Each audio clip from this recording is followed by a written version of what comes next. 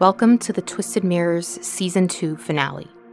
Please make sure to listen to this intro as there's some important info regarding the show. So, as I mentioned, this is the Season 2 finale. I'll be back in the fall with new episodes. In the meantime, if you want your Twisted Mirror fix through the summer, check out Twisted Mirror's Patreon. Bonus episodes will be loaded during the break. There's already bonus episodes waiting for you, such as a dreamscape meditation of one of my literal recurring nightmares, behind the mirror episodes where I talk about the creation of existing episodes, and true horror stories, such as one related to today's theme called Disaster at Work. And I would like to give a special thank you to the Patreons who have supported Twisted Mirror thus far. Your support makes it possible for this little show to exist. Twisted Mirror is an independent podcast. I write, voice act, and edit the episodes, with the exception of guests. I have a list of hundreds of story ideas, and the only thing limiting me is the time I can devote to crafting these stories. All the money I have raised so far has gone right back into the show, and I hope you have noticed that this season has more consistent sound quality as a result. Each season of Twisted Mirror is like a second full-time job for me. My hope is the show will grow enough so that I can devote more time to writing stories and putting out longer seasons. If you can't do Patreon or a one-time donation via the site, there are plenty of ways to support the show. Share episodes with other lovers of the macabre, post about it on your socials, and chime in about it when people are asking for dark podcasts on Reddit or Facebook. And of course, reviews are critical. It doesn't have to be an essay. You can say "me like show" for all I care. But the algorithms do pick up on reviews and suggest the show to new listeners, which is worth its weight in gold. You can find all things Twisted Mirror at twistedmirrorpodcast.com, including merch, links to socials, and an email list. The last two are great for getting updates about Season 3. Also, don't forget to subscribe on your podcast app. That way you don't miss me when I come back. Episode 1 of Season 3 is going to be a doozy. As a reminder, I am taking submissions via the website. I haven't gotten a ton, to be honest, but I plan on collecting submitted stories for future episodes, so don't be shy and send them over. All right, that's all the housekeeping I have for now. It has been a pleasure sharing these stories with you, and now on to something far less pleasant. You are now staring into the Twisted Mirror.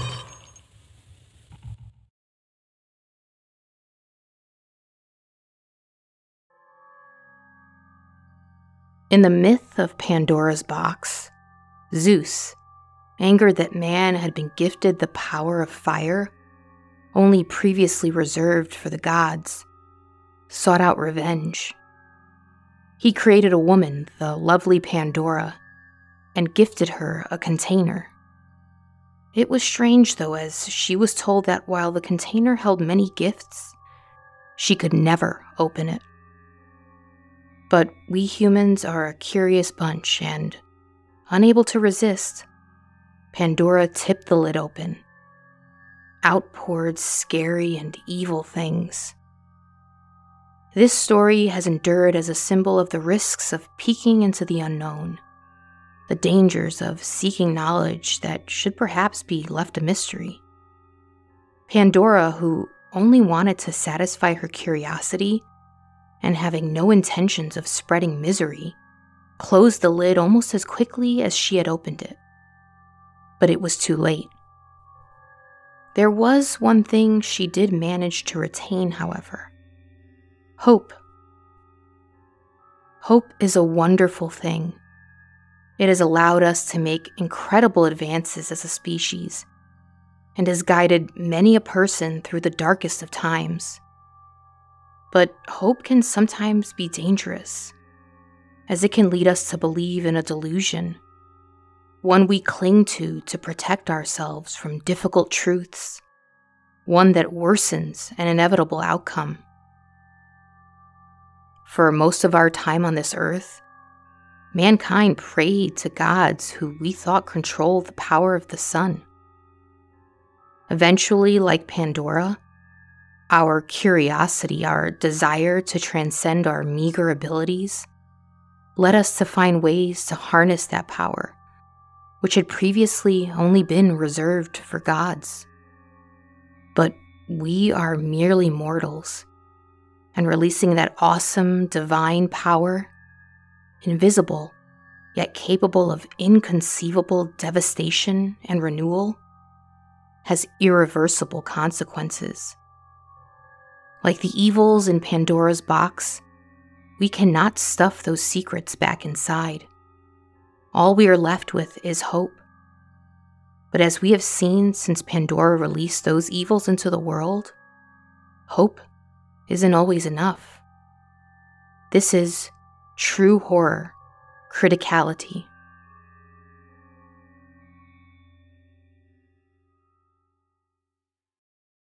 The morning of September 30th, 1999, started with the usual routine for Hisashi Ouchi. The dedicated 35-year-old husband and father woke up at around 6 a.m., and by 6:40 a.m., he had left his family's newly built house to head to his job at the JCO Tokaimura Plant in Japan. This would be his first day inside the conversion test building, which was being used to process uranium fuel for a reactor.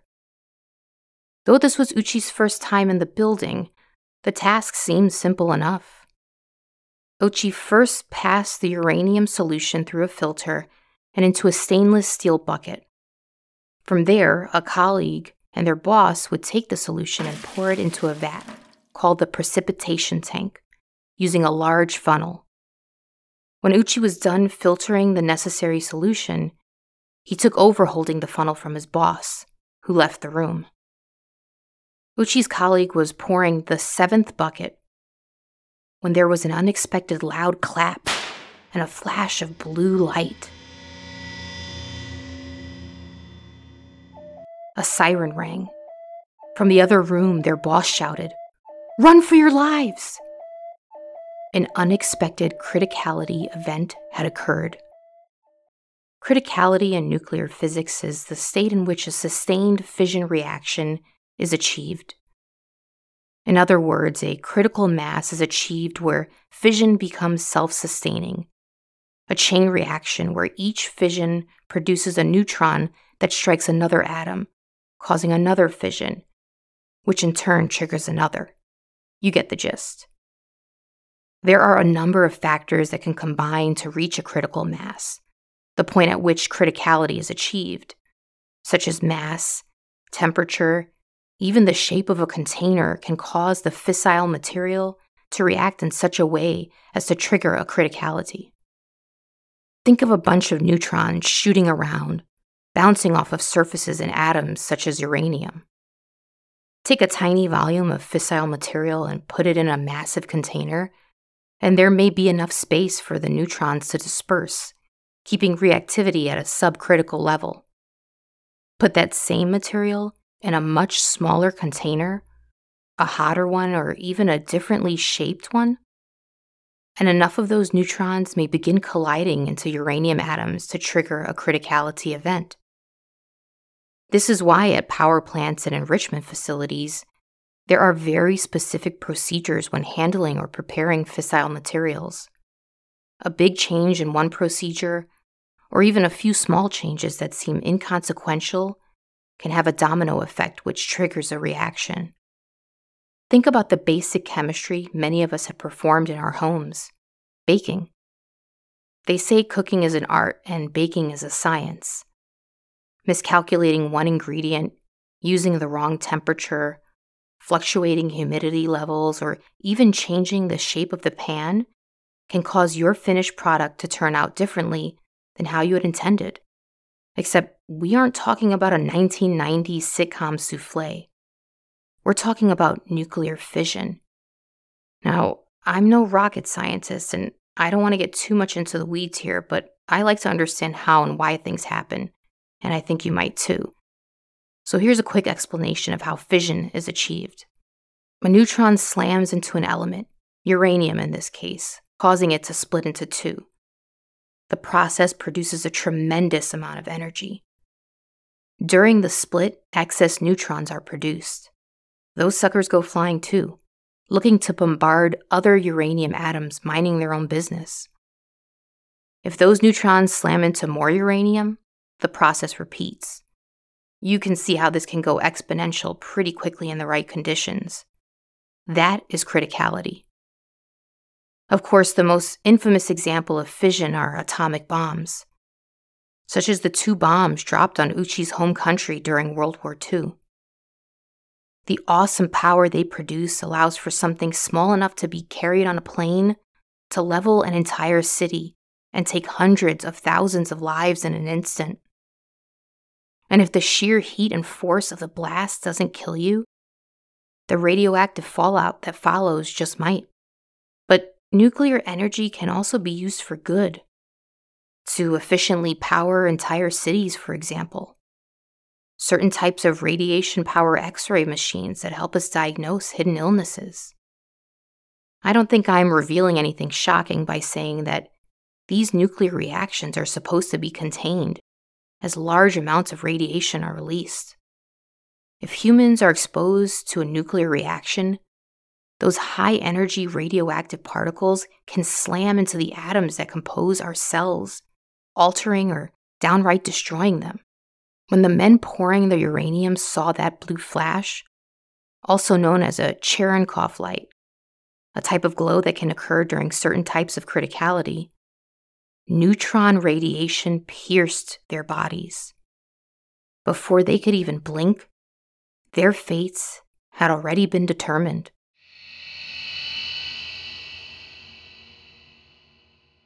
Ouchi, who was leaning over the container where the criticality was achieved, had the highest exposure, by far.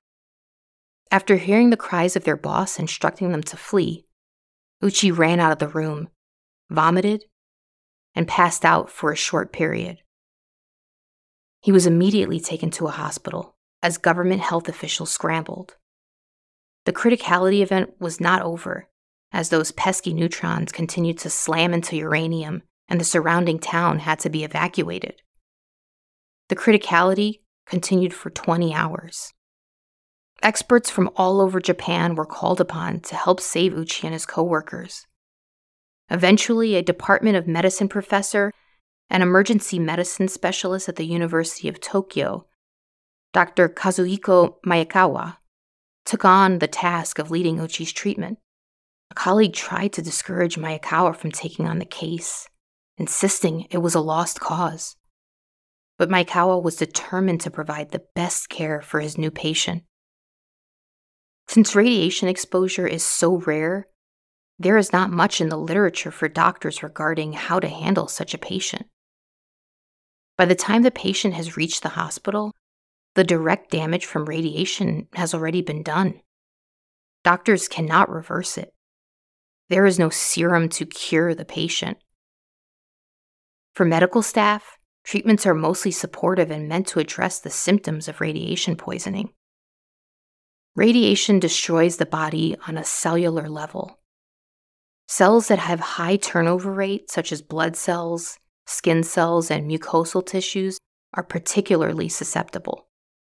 Lower levels of radiation exposure or poisoning, such as the citizens of Chernobyl, for example, may have damage that takes years to present, in the form of blood and stomach cancers or birth defects.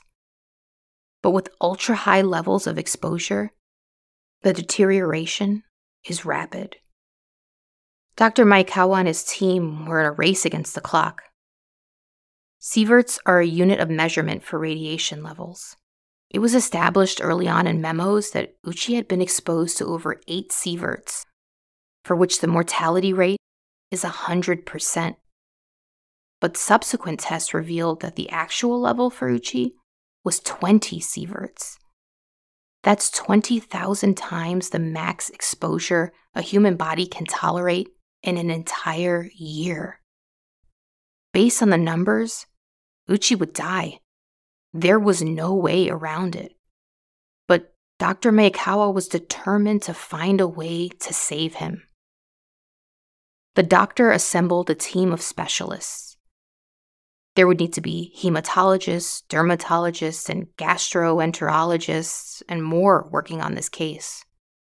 Then there would be a team of nurses handling Ouchi's fluids, bandages, and whatever other care he needed around the clock. Maekawa theorized that if he could repair each system in Ouchi's body, they could somehow find a way for him to heal. The most immediate threat to Ouchi's survival were his blood counts, so the first step was planning an experimental stem cell transplant. Ouchi's white blood cell count was astonishingly low, with normal levels of white blood cell counts being 23 to 48%. Ouchi's was only 1.9%. If the team could not get his white blood cell count up, particularly his lymphocytes, the white blood cells responsible for fighting pathogens, all other efforts would be fruitless as infection would inevitably take him. While they strategized, Ouchi was placed in a controlled, sterile environment. Despite the initial symptoms of vomiting, Ouchi was calm, cheerful even. Much to Maekawa's astonishment when they first met, he didn't look like someone who had been blasted with 20 sieverts of radiation. Sure, he complained of a little pain by his ear and in his right hand, the areas closest to the funnel and container. And yes, his eyes were a bit bloodshot and his face a little red. But overall, he looked fine. Based on Ouchi's condition upon arrival, Maekawa thought that perhaps he could be saved. Ouchi's family quickly came to rally by his side. His wife, they were high school sweethearts, visited daily with their son. Nurses noted how whenever his wife had to leave after a visit, he would chide, "You're leaving already?" He'd make jokes about how embarrassed he was to be wiped down by nurses and how they should call his wife instead. Overall, Ouchi wasn't acting like a man who had just been served a death sentence. As days passed and doctors worked behind the scenes, the team now included infectious disease doctors, cell and transplantation therapy, radiology, and other specialists, totaling to 13 departments. The reality of Ouchi's situation slowly began to dawn on him. At first playful, and the least worried of the three people closest to the criticality incident, he said to a nurse, "I thought I'd be able to leave the hospital in a month or two. But it's going to be a lot longer, isn't it?" Ouchi started asking about leukemia and his risks of getting it after radiation exposure. But it still seemed that he presumed his risks to be long-term. The radiation sickness coming on slower than expected, along with the hospital and nursing staff's hopeful demeanor, seemed to aid in that. Ouchi had no idea that while only mild symptoms followed in the immediate days after the accident, soon he would be facing an onslaught that would put his medical team in uncharted territory. On day 6 after exposure, the team received micrographs of Ouchi's bone marrow cells. What they saw was astonishing. Dr. Maekawa and the team expected to see Ouchi's bone marrow cell chromosomes. Instead, what was in front of them were scattered black dots. His chromosomes were out of order. Some fused with others, and others were flat out unidentifiable. Chromosomes hold the blueprint to your DNA. You get a set from each of your parents, and they contain all the information needed to build you and keep you in good working order by ensuring proper cell replication. Now that Ouchi's chromosomes were fully destroyed, he could produce no new healthy cells. In effect, his physical body was already dead. The final correct collection of cells that made Ouchi, built off of the information contained in his unadulterated chromosomes, were already dying off. It was just a matter of time, waiting for the existing cells in his body to expire until essential functions would stop, and he would reach the end of his death process. But Maekawa was determined to forge ahead. He believed the lack of knowledge regarding how to treat those exposed to enormous doses of radiation could be a good thing. Perhaps there were treatments that could work that the medical community just hadn't ever had a chance to try. On day 7 after irradiation, Ouchi's younger sister, a match for transplantation, donated her blood, begging the staff to take as much as they needed to save her brother. She sat for 4 hours and 35 minutes as they extracted the stem cells from her blood. Shortly thereafter, the cells were transplanted to her brother. Now they could only wait to see if they would take root. The family set up residence in a hotel across the street, taking overnight shifts in the hospital waiting room. Every day, they received updates from Dr. Maekawa together. They listened attentively and seemed to have complete trust in the doctor. They agreed with him that they should try everything they could to save their beloved Hisashi. On day 11 after exposure, Ouchi's demeanor had begun to shift. Normally good-humored, even when he hinted at signs of concern or doubt, he had started to show increasing fatigue. With 13 departments monitoring every conceivable system in his body, he was continually being prodded with needles, sometimes directly into his bones. Tissue samples were extracted from his face, body, and throat to monitor for infections. Photos were taken to monitor his condition. He was also receiving X-ray and CT scans. Yes, that is more radiation, but I suppose at that point they had no other choice. Ouchi would remark that he was tired and wanted to sleep, but demonstrating his kind nature would follow up by saying that he understood everyone was trying their best to help him, and that he should keep trying his best too. At around this time, he started to complain of chronic thirst. His skin also started to show classic signs of radiation exposure. At first red and inflamed, by this time, whenever a medical tape was used and pulled off, his skin would come with it. The exposed skin left behind could not heal. Shortly after this development, the use of medical tape on Ouchi was no longer permitted.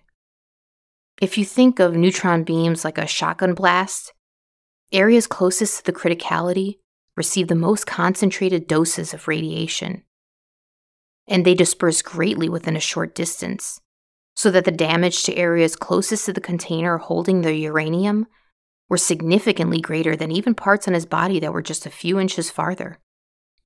Blisters began to appear on his right hand as it received the most radiation, along with his upper right torso, due to its proximity to the container. Those areas would see the skin symptoms first, but eventually they would spread to much of his body, so that if his feet were rubbed with a towel, the skin would slough off. Since no new skin cells could be produced, eventually most of his epidermis would wear off, leaving him in tremendous pain and also at increased risk for infection. Around this time, Ouchi's breathing began to deteriorate. X-rays showed a black shadow on his right lung, the lung closest to the criticality event. The medical team faced a tremendous challenge in diagnosing the shadow. They believed he might have fluid in his lungs from leaking blood vessels. Typically, a pleural puncture could be done to relieve the lungs of fluid, but this was risky as he could no longer heal, and any deep puncture was another avenue for potential infection. After much deliberation, however, the doctors decided they had to move forward with the puncture to improve his breathing.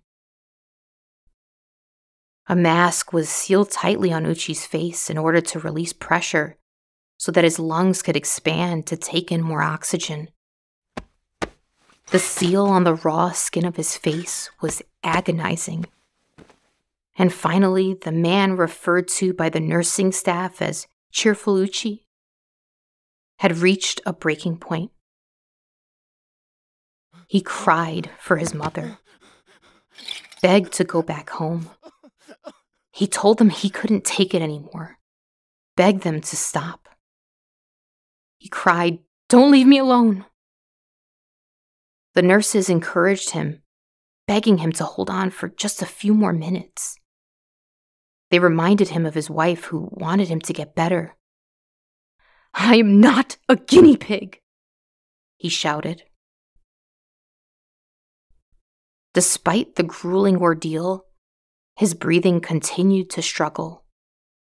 The lack of oxygen made him delirious at times. He began to utter nonsense. The staff had to consider a breathing tube, but they knew once they did, he would no longer be able to speak to them or his family.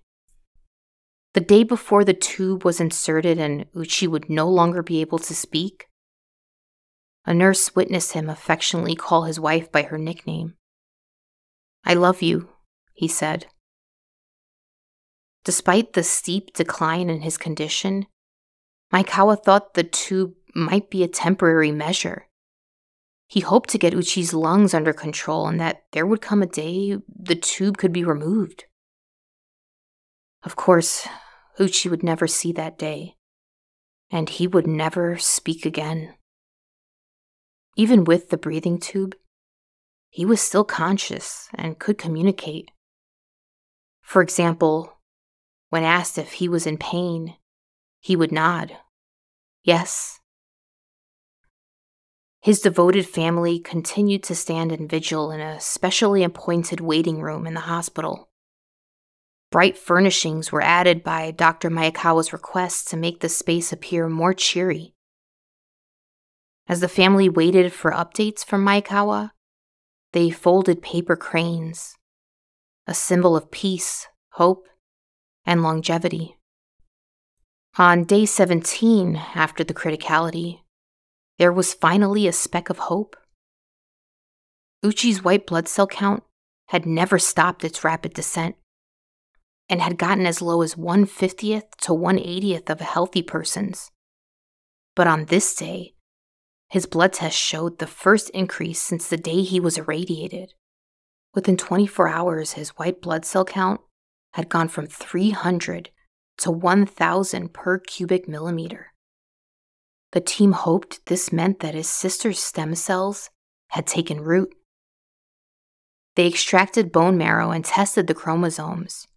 Male chromosomes are XY, females are XX. The sex cells in Uchi's chromosomes were XX, meaning his sister's stem cells had taken hold. After weeks of his uncontrollable decline, it felt like this might be a victory. When tested further, it was shown that he definitely had young, newly formed white blood cells, which could only come from his sister's stem cells. His count continued to rise up to 8,000, then 10,000. His red blood cells and platelets essential for clotting also began to rise. Maekawa thought perhaps they had done it. If Uchi's blood could recover, his risk of infection and bleeding would decrease. This could be the first step in rebuilding him. But they were nowhere near a full recovery. He was still in excruciating pain, as demonstrated by his constant squirming in bed. There were also many other systems in his body that needed addressing. But the sense that they had won a small battle against radiation would be dashed when 9 days later, more detailed results came back from his bone marrow tests. The results seemed impossible. 10% of the transplanted stem cells, his sister's cells, had chromosomal abnormalities. It didn't make sense. These were not his cells, but brand new cells from his sister, which had never been exposed to a criticality. Yet they had damage as if they had been irradiated. They weren't sure why, but there were theories. One was that certain compounds in his body, such as sodium, phosphorus, and potassium, were changed on a molecular level when the neutron beams pierced his body, making them radioactive themselves and thus damaging even the newly formed cells in his body. The other theory was something called the bystander effect, in which irradiated cells release free radicals, damaging nearby healthy cells. Whatever the cause, this was not good news It meant that his blood would not get a completely fresh start, and that his exposure to radiation had effects beyond the instantaneous damage it did to his system at the time of criticality. Maekawa's hope was essentially to replace or rebuild the various system in Ouchi's body that had been decimated. As impossible as it sounded, the stem cells taking root proved it was on some level possible. But now, it was clear. The damage persisted. The other system most susceptible to radiation damage is that of the intestines. Lined with mucosal cells that turn over at a high rate, they expected to see inflammation and bleeding, perhaps even find he had no mucosal layer left and thus would be unable to absorb nutrients. It was hard to administer the endoscopy as his intestines were tense and contracted violently. Even a small puncture from the device could kill him. To their surprise, even 16 days after irradiation, despite the fact that most of his skin had fallen off of his body, his mucosal layer was still present, albeit irritated. Though they had been feeding him through a tube in his neck which fed directly to his heart, they needed to maintain his strength, and a drip was not enough. So they placed a feeding tube through his nose and down to his stomach. With his intestinal mucosal layer still intact, they believed that meant he should still be able to absorb the nutrition. But hours later, he passed green, watery mucus in place of healthy stool. The feeding attempt was a failure. 20 days after the incident, Ouchi was moved to a bed designed to rotate his body so that fluids would not settle in his lungs and so that pressure could be alleviated from certain parts of his body, especially seeing as his skin was so fragile and burnt. At this point, Ouchi was often sedated, on cocktails of painkillers, and pumped full of drugs to help his bodily systems function. 27 days after the criticality, Ouchi had his first severe diarrhea attack since he had first come to the hospital. This was yet another terrible development. Even a healthy person can die quickly from uncontrolled diarrhea.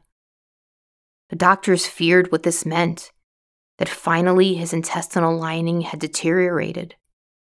Their hunch was right. The mucosal layer had finally gone, and overall the intestines looked red and unhealthy.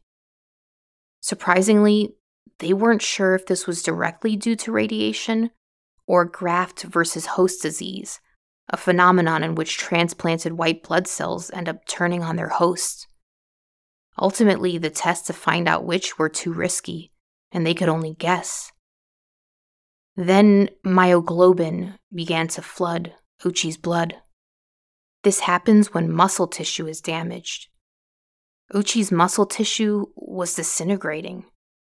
Small amounts of myoglobin are filtered through the kidney, but large amounts lead to renal failure. And of course, tests began to show a decline in his kidneys. As if playing a medical game of whack-a-mole, while this was all happening, there was still the issue of his skin. His body was mostly raw and covered in blisters. Most of the epidermis that covered his body when he arrived at the hospital had completed its life cycle, with no new cells to replace them. In order to protect him from infection, his entire body, from head to toe, was covered in a special gauze that had a smooth surface for his delicate skin. Even his fingers were individually bandaged so that they would not fuse.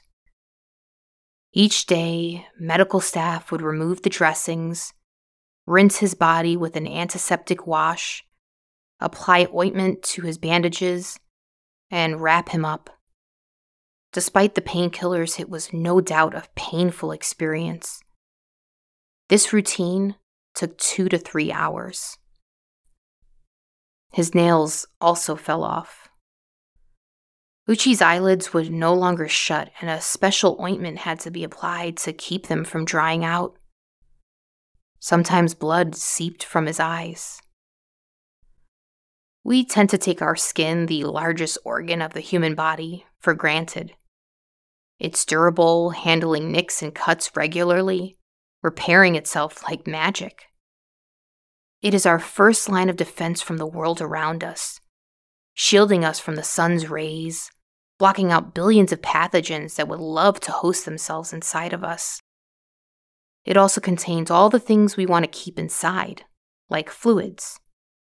Without our skin, we're pretty much just a vulnerable wet pile of meat and bones. Because Ouchi was missing most of this barrier, he leaked fluids onto his bandages, as much as 2 liters per day. The missing epidermis had to be addressed in a more permanent fashion than bandages.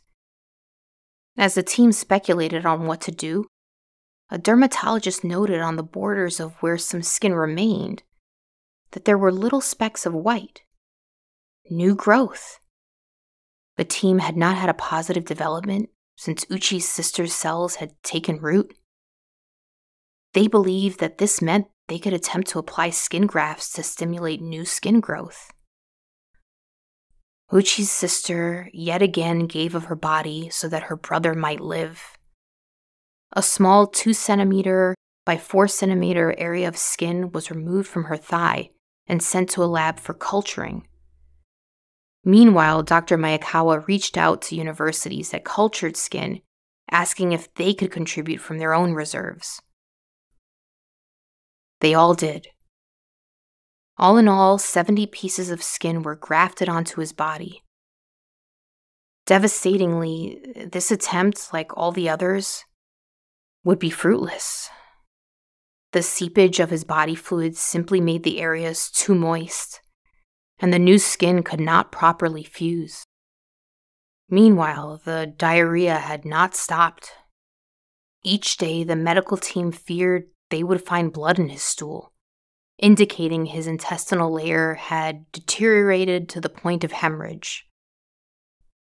Finally, on day 50 after the accident, it happened.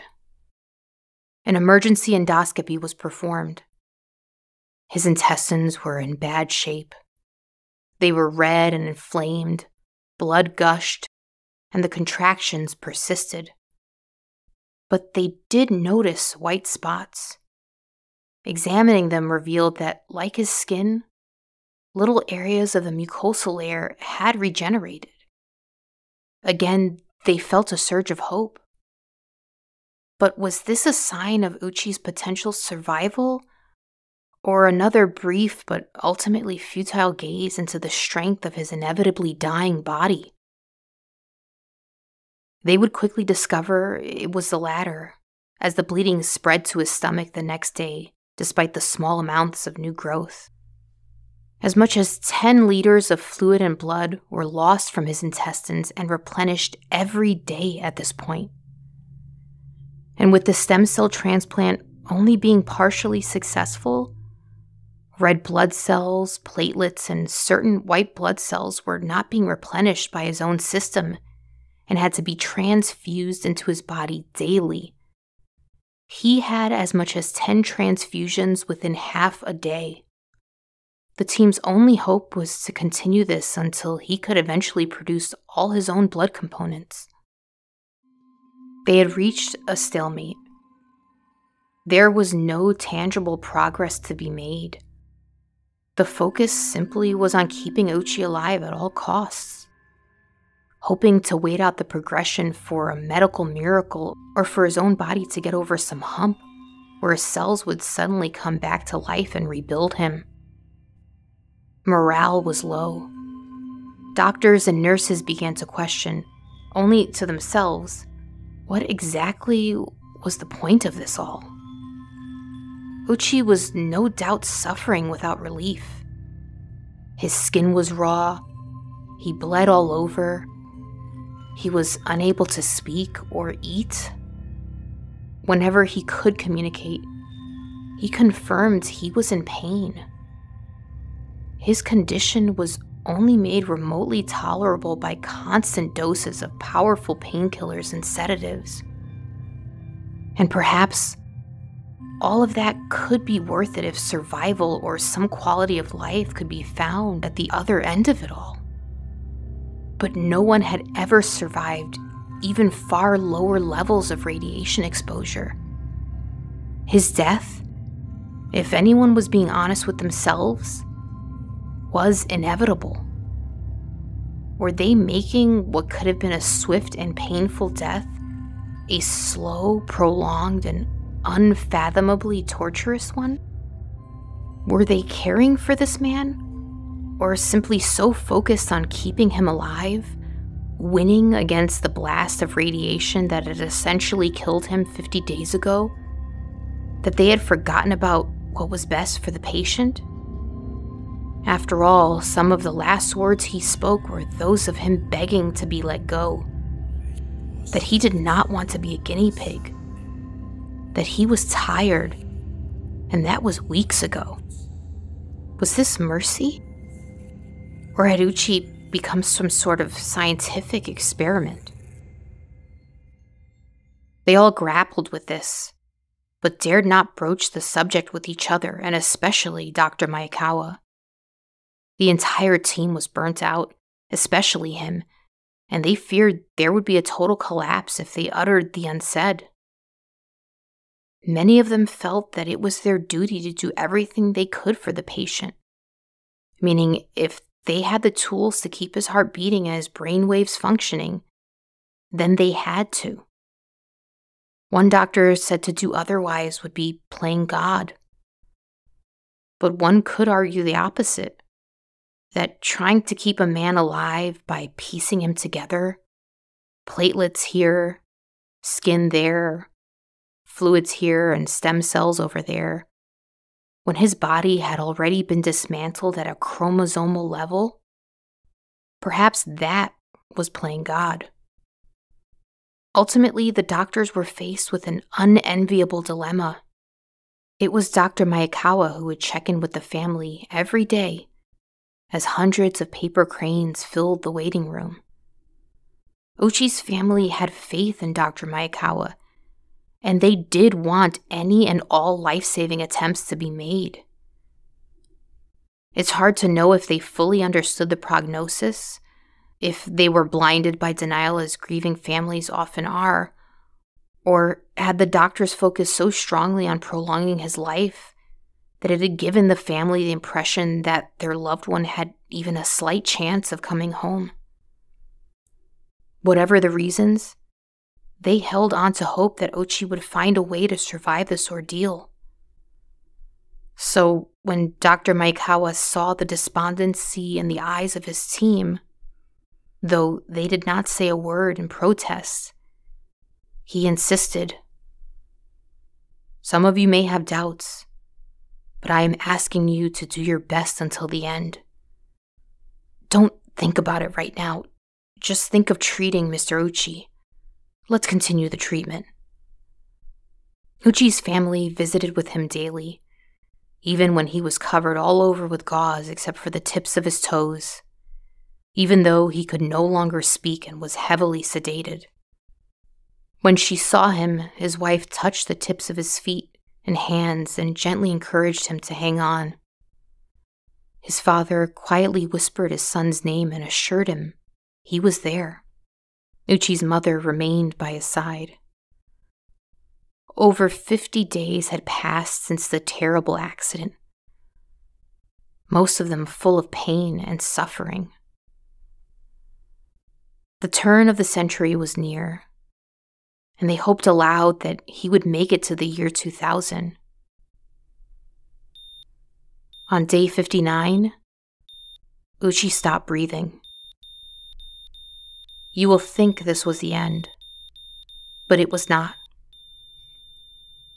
When Dr. Maekawa noticed Ouchi had ceased respiration during his rounds, he shouted for the staff to administer epinephrine and called out for more doctors to come. Screw the lengthy sterilization protocols, all hands on deck, now. Dr. Maekawa administered CPR as the staff scrambled. Ouchi's heart started up again. 15 minutes later, it stopped. More epinephrine, more CPR. 9 minutes later, his heart resumed. 16 minutes later, another cardiac arrest, a new cocktail of drugs, more CPR. 24 minutes later, his heart resumed pumping. Ouchi had been under cardiac arrest for a total of 49 minutes. Some of the staff were grateful he had survived. His heart persisting was a sign that he wanted to live. Others wondered what was the point of bringing him back? So he could suffer another day? It wasn't his body that fought to keep him here. It was the staff that had. His heart had let go multiple times. Despite his heart begging for the ultimate rest, their attempts dragged Ouchi's body back to his hell on earth. The family's response was clear, however. They saw this incident as proof of his strength. They still believed he could get better. "Hang in there," they whispered in his ear. Up until this point, though he could not speak, he responded to their words. But this time, Ouchi did not respond. Not a twitch of the finger or a shift of his facial muscles. The cardiac arrest had taken its toll, and things had taken yet another turn. His kidneys began to fail and he could no longer produce urine. His liver was failing too. Maekawa didn't know why the cardiac arrest had occurred. Ouchi was plugged into all the right machines, being monitored around the clock. All the right medicines and fluids were being administered. Maekawa thought they should have been able to prevent such a thing. Perhaps they had it wrong. They saw Ouchi's heart surviving the cardiac arrest as a sign he wanted to live, to continue to fight through the pain. But maybe the cardiac arrest itself was the sign. It was his time to go. 65 days after being irradiated, brainwaves showed that while he was not completely brain dead, he no longer responded to external stimuli. His condition continued to worsen as his liver declined. His bodily fluids continued to seep, and the staff continued to replenish. Blood transfusions also continued. His blood pressure was only propped up by powerful drugs that were hard on his liver, causing a cruel downward spiral. His immune system began to attack his own blood, causing any gains they had maintained from the stem cell transplant to plummet. They didn't know why, but they were determined to try and fix it. They initiated a plasma exchange, in which they would filter out his plasma and replace it with donor plasma, in an effort to stop his immune system from continuing to attack its own blood. During the procedure, Ouchi's blood pressure plummeted and he went into shock. They gave him epinephrine to recover from the shock, but had to abort the procedure. They then suspected he might have an infection and administered powerful antibiotics to fight it, then steroids to suppress his immune system from attacking itself. Shockingly, it didn't matter. His white blood cell count dropped from 10,000 per cubic millimeter to 1,000. Dr. Maekawa flashed a light into Ouchi's eyes to see if his pupils would respond. Another doctor noted there was no response, a sign that the brainstem was damaged and thus essential bodily functions unrecoverable. Dr. Maekawa insisted he saw movement.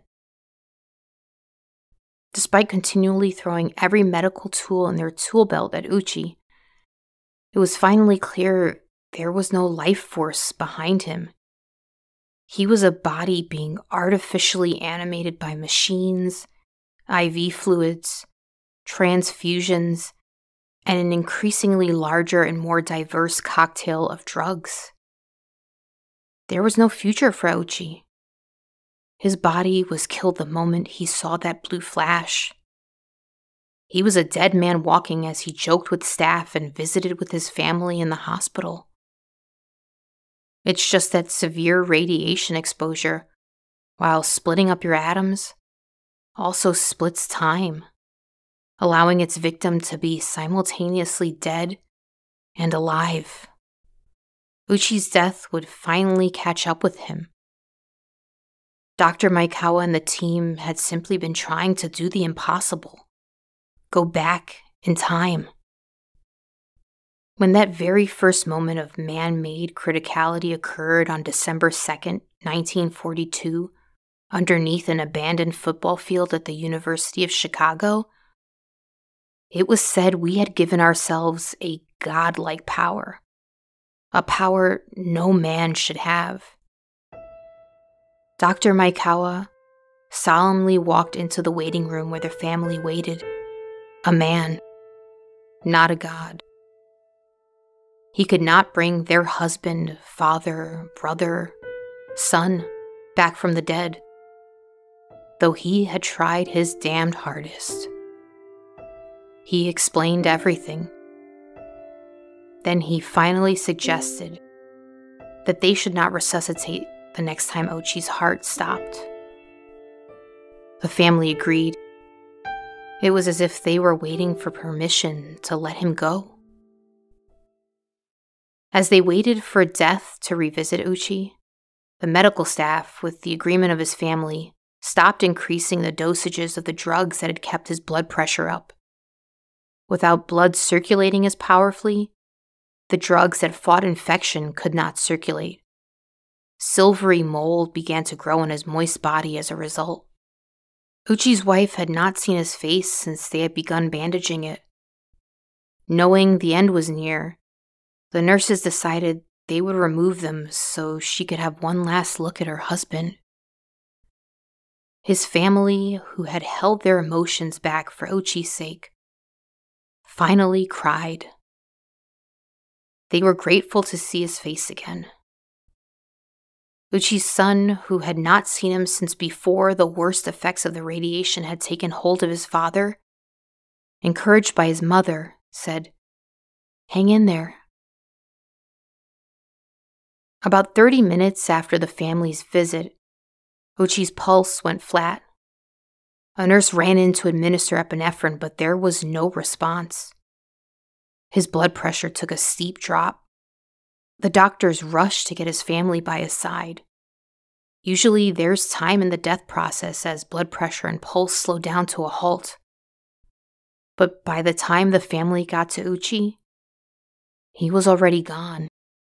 83 days after he had been irradiated.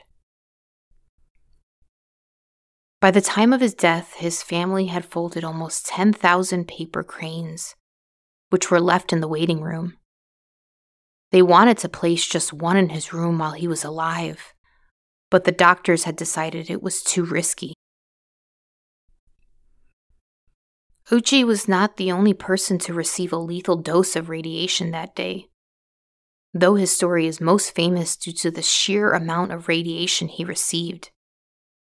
His colleague Masato Shinohara, who was pouring the uranium solution into the funnel held by Ouchi, was exposed to less than half the amount of radiation as compared to Ouchi. Even that was still a lethal dose. Shinohara's symptoms progressed more slowly as a result. Unlike Ouchi, who had received his sister's stem cells, Shinohara could not find a match, so he received cord blood instead. Like Ouchi, the transplant was only a partial success. Also like Ouchi, most of his epidermal layer had disintegrated. But unlike his ill-fated colleague, his skin did take to skin grafts. When they healed, it formed a hard and flexible shell. When he finally died from complications of his radiation poisoning, including pneumonia, 211 days after the accident, the doctor who performed the autopsy on Shinohara noted the crunching sound his skin made as he dissected his body. In the aftermath of the accident, and death of its 2 employees, the chief of JCO and 5 of its employees were arrested. It was discovered that numerous safety calls were abandoned. First, the uranium solution used had an enrichment level of over 18%, when typically it should have been 5% or less. A special tower shaped to minimize the risk of criticality should have been used instead of a bucket to prepare the uranium fuel, but it was harder to clean, so they used a stainless steel bucket, a change in process that was not approved by any regulating body. The method of pouring uranium solution into the main tank was not according to protocol and was simply a shortcut. If there is any time not to use shortcuts, it would be while handling fissile materials. At the final stages of processing, the solution was to be subdivided and then processed. Instead, it was not divided in order to save time. These new methods were approved by the company in something called a shadow guide. The shadow guide did have some countermeasures to prevent criticality even with those changes, but eventually those were ignored as well. Volume, enrichment, shape of containment, multiple changes had been made to the original protocol, leading to an unplanned criticality. Ouchi and Shinohara were not properly trained, and their relatives stated they did not seem to be accurately informed of the dangers of the job. That was Ouchi's first time even working in that specific building. He was simply following his boss's orders step by step. That may explain Ouchi's cheerful demeanor during the early days of his exposure. He simply had no idea of the true hazards of his job. The 6 employees, including Ouchi's boss, who survived his exposure due to being farther away from the source of the criticality, were all sentenced to 2 to 3 years in prison for their long-term negligence. In the end, those who treated Ouchi were left with conflicted feelings, having felt it was their duty to treat the man facing an inevitable grueling death, but also wondering if they had done the right thing. Was Ouchi's suffering prolonged just so that a government or a corporation could save face? Had they scrambled so desperately to try and claim victory over the undefeatable that they had lost sight of the patient himself? Or are humans, even those with the best of intentions, simply imperfect? Ouchi's family refused to give up. It was Dr. Miyakawa who had to face them daily and proceed with their wishes. Did Dr. Miyakawa hope so desperately for Ouchi's wife and little boy to have him back that he refused to see what was so plainly in front of him? So that even when Ouchi's heart stopped over and over, he forced him back to life? Did unwavering hope blind Dr. Miyakawa and the family to what seemed to be so obvious? That Ouchi would die, no matter what they did. That we humans, try as we might, are not gods. That in the face of such power, capable of mass creation and destruction in a flash, hope would not be enough.